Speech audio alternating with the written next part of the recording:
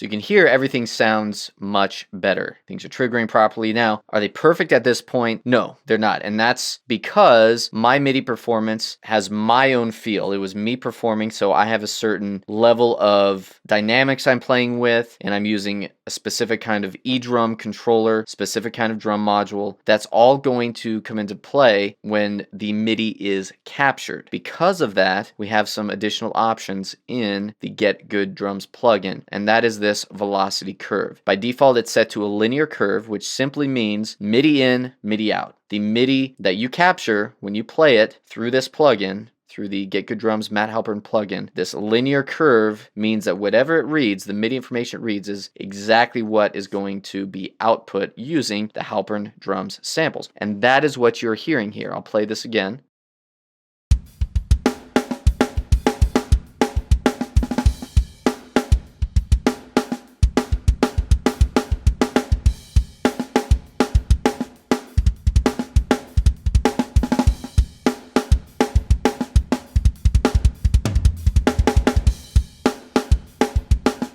So this MIDI, and I can actually double click and you can see some of the MIDI here, different velocities. That's exactly what you're gonna hear in Halpern Drums. If we open up the velocity curve menu, we have 5 different options. Starts on linear, that's default, and we can do a lighter curve or a heavier curve. Now, this starts to get into what the user or the producer or whoever is mixing and working with these drums wants to hear. Me personally, again, this is very subjective, but me personally, I feel like when I'm listening back to my performance through the Halpern Drums plugin, the velocities and the playback of the samples are a bit hot, a bit high for me, a bit loud. So I personally would typically turn this down maybe to a light 1 curve. But before I do that, let me go extreme here. I'm going to go to light 1. I want you to hear the difference between that and the linear version. I'm going to start at the beginning again. So this is the light 1 curve. Everything should be softer. Basically, the incoming MIDI, whatever level that is, the output is going to be a bit softer than what the original MIDI value was. And actually what I'll do is I'll switch through these settings so you can hear how that changes the sound of the playback. And this is a global setting, which means it's affecting everything. Every instrument, every articulation, every MIDI note is going through this global velocity curve.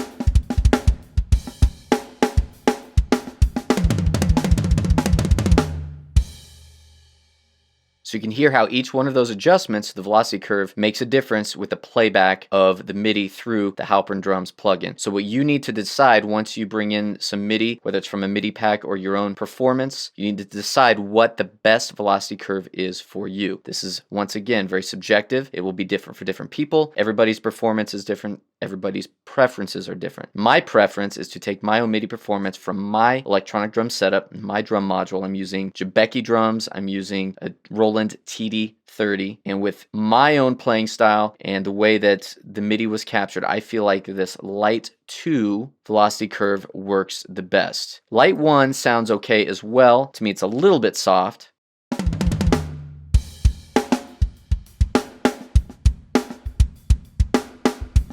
So I like the light 2 a bit better. It's not quite as drastic, but it does soften some of those notes, especially the ghost notes. The thing is if those ghost notes are too loud, especially if we get into some of these heavier curves, it doesn't sound realistic. Now this would be useful if for some reason the MIDI that you captured, the velocities were very, very low. But in this case, it does not sound realistic to use a heavier setting.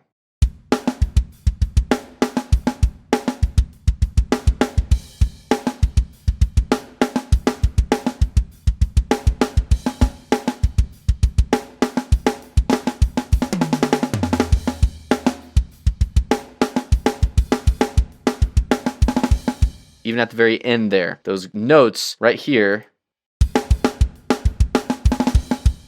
those aren't supposed to be that loud. I know that because I played it, and I know my intention was to have those be more like ghost notes, like a quick little fill. So if I go back to light 2, you can hear that sounds a bit more natural.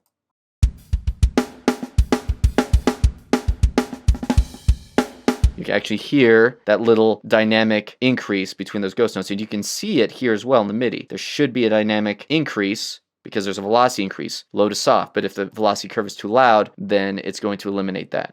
So this setting is very, very useful. In fact, I don't see why any drum sample plugin should be without a velocity curve adjustment. Yes, you can make adjustments on your drum module. Yes, of course, you can make adjustments in the MIDI itself if you need to go in and edit MIDI. But I find that having the velocity curve adjustment just saves so much time. You can bring in a MIDI groove from anywhere, and of course you make sure the mapping lines up, and then set your velocity curve so that you feel like you get the most realistic response, and you're going to be good to go. And that will allow you to get the best performance out of this plugin that you can.